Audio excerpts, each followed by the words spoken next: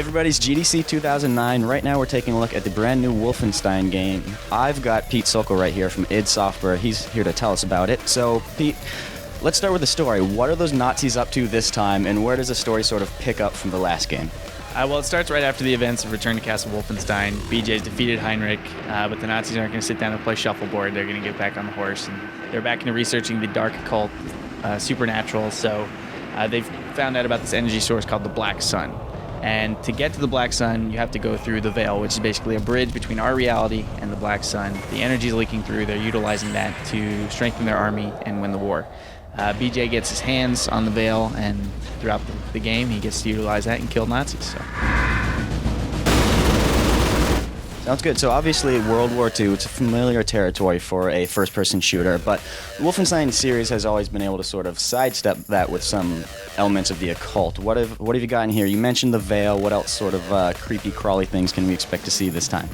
Well, like you said, the nice thing about Wolfenstein is that it gives us a lot of creative freedom because while the setting is World War II, that's about where the historical significance stops. So we get to come up with a lot of really out-of-this-world, unexpected stuff like enemies such as the Heavy Trooper and the Scribe who utilize Veil energy to put shields on their allies, throw Veil energy at you, but you also get to utilize that with your weaponry. So you've got things like the particle cannon, which is just great. It turns enemies to dust pretty quick, and you can upgrade that.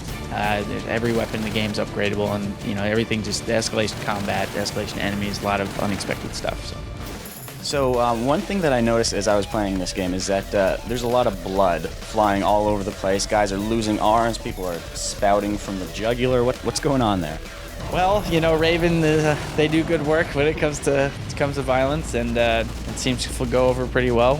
We have fun with it. Everybody seems to enjoy it, but in terms of censorship, we are working very closely with everybody to make sure that everything's ready to go and by the book. Return to Castle Wolfenstein was sort of the original pioneers of the Xbox Live service when it first came out. Is there anything you can tell us about the multiplayer this time around?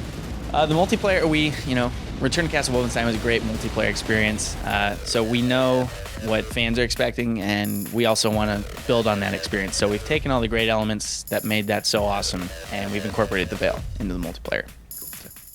All right, sounds good. So when should we expect to see it, and what platforms will we have to choose from? It's been simultaneously developed on the Xbox 360, the PC, and the PlayStation 3. That's not porting. That's all directly development. And in terms of when it's coming out, so when it's done. When it's done. That's right. That is an acceptable answer. Thanks a lot, Pete. Absolutely. Thank you.